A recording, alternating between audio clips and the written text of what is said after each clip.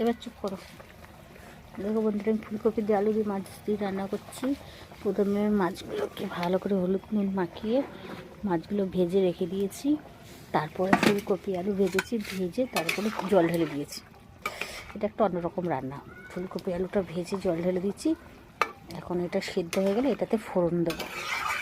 এখন আমি এর মধ্যে ফুলকপি আলু ভালো করে সিদ্ধ হয়ে গেছে, এখন এর মধ্যে আমি মাছগুলো দেবো, আস্তে আস্তে করে বসিয়ে দেবো।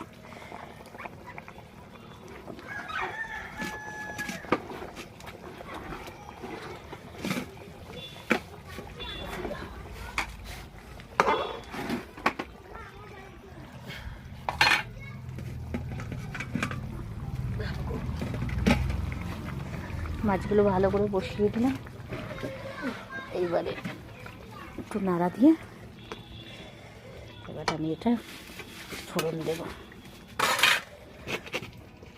একটু অন্যরকমভাবে করছি আর কি।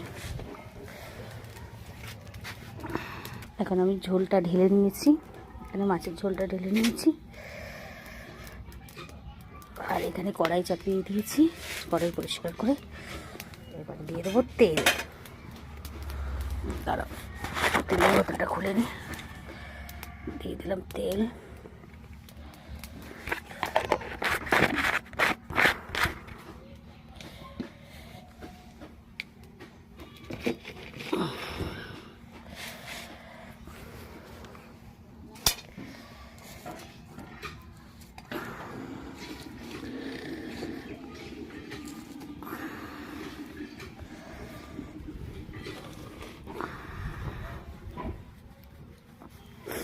তেলটা গরম হোক।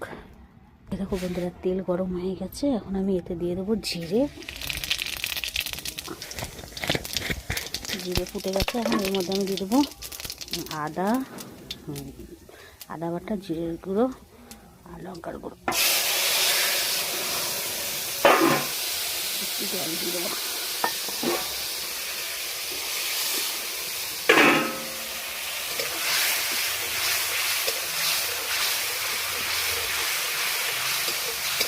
এটাকে কষাচ্ছি।